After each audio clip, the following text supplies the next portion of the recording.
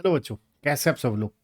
ये वीडियो बहुत ही स्पेशल होने वाला है उन बच्चों के लिए जो क्या है दिसंबर 24 एग्जाम में अपेयर हो रहे हैं, ग्रुप 1 में या बोथ ग्रुप में। बात हो रही है CFM पेपर के बारे में, पेपर नंबर 4 के बारे में। किस तरीके से आपको आंसर लिखना चाहिए, क्या बेस्ट वे है आंसर लिखने का, जिससे आपका जो क्वेश्चन है वो बढ़िया तरीके से कंप्लीट हो जाए और सबसे इम्पॉर्टेंट मार्क्स फुल बटा फुल मिले, और उससे बढ़िया बात अटेम्प्ट 100% हो जाए। 100 नहीं तो 90 टू 100 के बीच में तो हो ही जाए, क्योंकि सबसे बड़ा प्रॉब्लम क्या होता है, अटेम्प्ट अगर हम क्वेश्चन को बहुत बढ़िया तरीके से लिखने जाते हैं तो पेपर छूट जाता है। सबसे बड़ा जो प्रॉब्लम रहता है बच्चों का। तो मैं आपको एक प्रॉपर अपने स्टूडेंट की टेस्ट की कॉपी दिखाऊंगा, उसमें आपको बताऊंगा कि किस तरीके से बेस्ट वे है आंसर देने का, उसमें क्या मॉडिफिकेशन आपको करनी है, ठीक है, क्या मेरे अकॉर्डिंगली आपको उसमें क्वेश्चन पेपर में चेंजेस करनी है, रिक्वायर क्या क्या रिक्वायरमेंट क्या क्या है, वो सब कुछ डिटेल A to Z बताऊंगा। और सबसे पहले जो बच्चे चैनल पे नए हैं, चैनल को सब्सक्राइब जरूर कीजिएगा और वीडियो को लाइक जरूर कीजिएगा, और सभी CS वाले स्टूडेंट्स के साथ अपने दोस्तों के साथ शेयर जरूर कीजिएगा, ठीक है, और लाइक और कमेंट जरूर कीजिएगा, ठीक है, मैं इंतज़ार करूँगा।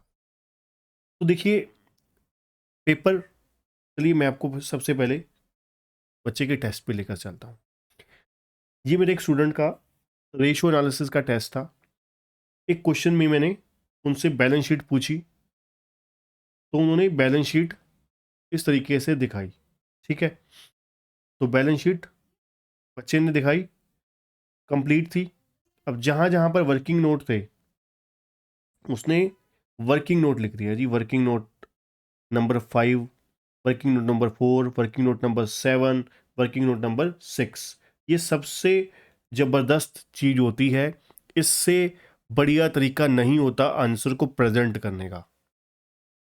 बच्चे नॉर्मली क्या करते हैं, बैलेंस शीट बना दी, वैल्यूज पुट कर दी, नीचे वर्किंग नोट बना दिया, वही ढूंढते रहो, चेक करने वाला अपने आप ढूंढ लेगा। हमने बना दी है ना, ये हमारा बहुत बड़ा एहसान है तुम लोगों पर, चेक करने वाले पे, इंस्टीट्यूट पे हम एहसान कर रहे हैं कि भाई हमने वर्किंग नोट लिखे हैं, ठीक है ना। बच्चे तो हम बीकॉम में तो हम लिखते भी नहीं थे, यहाँ पे लिख तो रहे हैं, ठीक है ना। तो ये अच्छी बात है बच्चे की, बहुत बढ़िया तरीके से उन्होंने प्रॉपर वर्किंग नोट की नंबरिंग दी कि कौन सी चीज कौन से वर्किंग नोट से आई, एड्रेस दिया है प्रॉपर। एड्रेस देखते हैं जब चेक करने वाले, तो बहुत ही, जैसे मेरा दिल खुश हुआ वैसे ही वहाँ पर इंस्टीट्यूट को अगर खुश करना चाहते हो तो यही तरीका अपनाना पड़ेगा, ठीक है। और वर्किंग नोट बढ़िया तरीके से बनाते जाइएगा जैसे स्टूडेंट ने बनाए हैं, ठीक है, प्रॉपर तरीके से, ठीक है। और वहाँ पर जैसे फॉर्मूला था एवरेज कलेक्शन पीरियड का, तो प्रॉपर लिखा भी एवरेज कलेक्शन पीरियड कैसे आया, ठीक है जी। तो इतने वर्किंग नोट बने। अब इसमें, अब बच्चे ने एक चीज़ आपने देखा होगा, जैसे कि मान लीजिए यहाँ पर DTR लिखा है, average collection period is equal to ACP is equal to 360 divide by DTR। ये शॉर्ट फॉर्म अगर आपको लिखनी है ना तो नीचे एक्सप्लेन करना पड़ेगा, अदरवाइज यहीं पर ही क्या करो, average collection period is equal to 360 divide by debtor turnover ratio, full fledge लिख दो। शॉर्ट वर्ड ना इस्तेमाल करो, शॉर्ट कीज मत इस्तेमाल करो, ठीक है, नहीं तो पूरा लिखना पड़ेगा। अब बात आ गई कि क्वेश्चन में पेपर में मान लीजिए क्वेश्चन आ गया 5 नंबर का, ठीक है। तो वर्किंग नोट जब बहुत ज़्यादा बन रहे हैं फिर ठीक है, फिर इतना कि चलता है, ठीक है।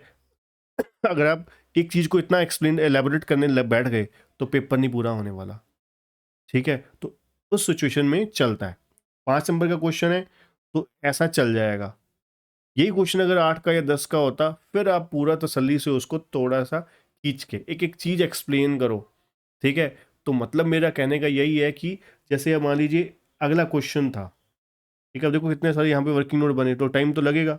अब यहाँ पर मैंने क्वेश्चन में बच्चे से 8 चीज़ें पूछी हैं, inventory, purchase, debtor, creditor, payment period, average collection period, current asset, current liability. तो सबका आंसर बच्चे ने पहली बार। तो देखो कितनी अच्छी चीज़ है। नॉर्मली हम क्या करते हैं, आंसर लिखना शुरू कर देते हैं, सॉल्व करना शुरू कर देते हैं, लास्ट में जैसे जैसे आता गया वैसे वैसे आंसर चलते गए। तो बच्चे ने क्या परफेक्ट वे अपनाया, एक एक करके जो चीज़ मांगी थी पहले उसी को लिख दिया। ठीक है, अब वो कहाँ से आई, वर्किंग नोट नंबर 1 से आई, from working note number 1। This is the best way to give the answer, to present the answer. ठीक है, इससे बढ़िया तरीका नहीं हो सकता। तो बढ़िया तरीके से लिखिए, अच्छे तरीके से। यही तरीका होता है लिखने का। और जहां पर आपको लग रहा है कि क्वेश्चन एक्चुअली में 4 नंबर का है, 5 नंबर का है, पर वर्किंग अगर नोट इसके बनाने लगे तो बहुत ज़्यादा बन जाएंगे। ठीक है, लेंथी बहुत खिंच जाएगा, पेपर पूरा होगा नहीं। तो वहां पर आप मॉडिफिकेशन कर सकते हो थोड़ा सा, मतलब उसको उसको छोटा कर सकते हो, वर्किंग्स को, कैलकुलेशंस को छोटा करके दिखा सकते हो। ठीक है ना, वहां पर एक एक कैलकुलेशन अमाउंट दिखाना वहां पर जरूरी नहीं हो जाता। वहां पे अगर आप थोड़ा सा स्किप भी कर जाओगे कैलकुलेशंस, उनको पता है कि एक्चुअली में 6 नंबर में एक तो आपको देखा जाए स्पीड थोड़ी सी बनानी पड़ेगी। अगर आप स्पीड बना लेते हैं तो अटेम्पटेशन उतनी ज़्यादा हो जाएगी आपकी। ठीक है ना, अगर आप 60-70 की अटेम्प्ट में ही अटक जाओगे तो देखो, अगर आपकी प्रैक्टिकल है भाई, माइनर मिस्टेक तो हो ही जाती है कहीं ना कहीं बच्चे से। ठीक है, ये मैं कहता हूँ कि अब मान के चलिए, अब अपने आप को बहुत एक्स्ट्रॉर्डनरी मत मान के चलिए। कुछ बहुत सारे बच्चों का ऐसा भी होता है कि 65 मार्क्स का पेपर किया, 55-60 के बीच में आ गए। होता है जी, बिल्कुल होता है। मेरे खुद सी इंटरमीडिएट में 86 मार्क्स की अटैम्प्ट थी और 77 मार्क्स थे मेरे एडवांस अकाउंटिंग में उस समय। ठीक है ना, तो अब बड़े आराम से आ जाते हैं। पर वो एक्सेप्शनल केसेस में होता है जहाँ पर परफेक्ट तबाही मचा रखी हो पूरे पेपर में।